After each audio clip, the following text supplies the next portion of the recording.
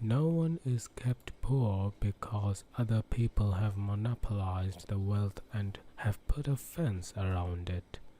You may be shut off from engaging in business in certain lines, but there are other channels open to you.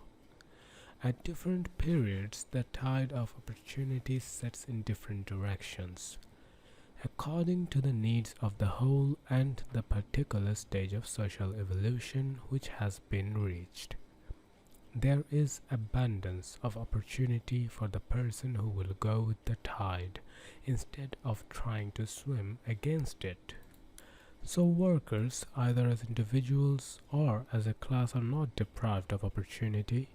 The workers are not being kept down by their masters, they are not being ground by the trusts and big business.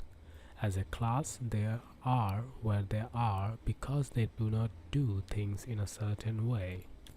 The working class may become the master class whenever they will begin to do things in a certain way. The law of wealth is the same for them as it is for all others. This they must learn, and they will remain where they are as long as they continue to do as they do. The individual worker, however, is not held down by an entire class's ignorance of these laws. He can follow the tide of opportunity to riches, and this book will tell him how. No one is kept in poverty by a shortness in the supply of riches. There is more than enough for all. A palace as large as the Capitol at Washington might be built for every family on earth from the building material in the United States alone. And under intensive cultivation, this country would produce wool, cotton, linen, and silk enough to clothe each person in the world, finer than Solomon was arrayed in all his glory, together with food enough to feed them all luxuriously. The visible supply is practically inexhaustible, and the invisible supply really is inexhaustible. Everything you see on earth is made from one original substance, out of which all things proceed. New forms are constantly being made, and older ones are dissolving, but all are shapes assumed by one thing. There is no limit to the supply of formless stuff or original substance. The universe is made out of it, but it was not all used in making the universe.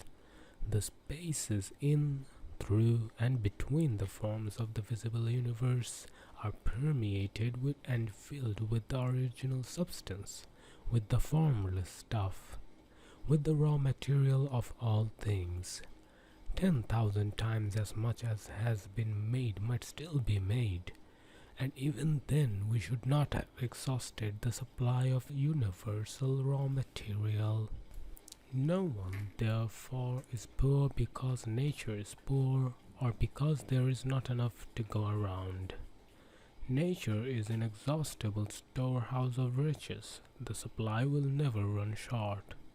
Original substance is alive with creative energy and is constantly producing more forms. When the supply of building material is exhausted, more will be produced.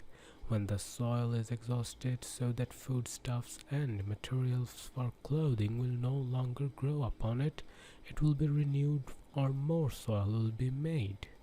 When all the gold and silver has been dug out from the earth, if humanity is still in such a stage of social development that it needs gold and silver, more will produce from the formless. The formless stuff responds to the needs of mankind. It will not let the world be without any good thing. This is true of men collectively.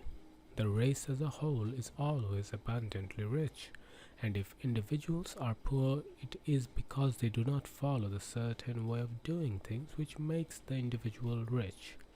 The formless stuff is intelligent. It is stuff which thinks. It is alive and is always impelled toward more life. It is the natural and inherent impulse of life to seek to live more.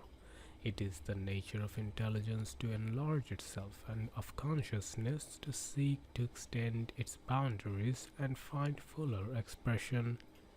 The universe of forms has been made by formless living substance throwing itself into form in order to express itself more fully.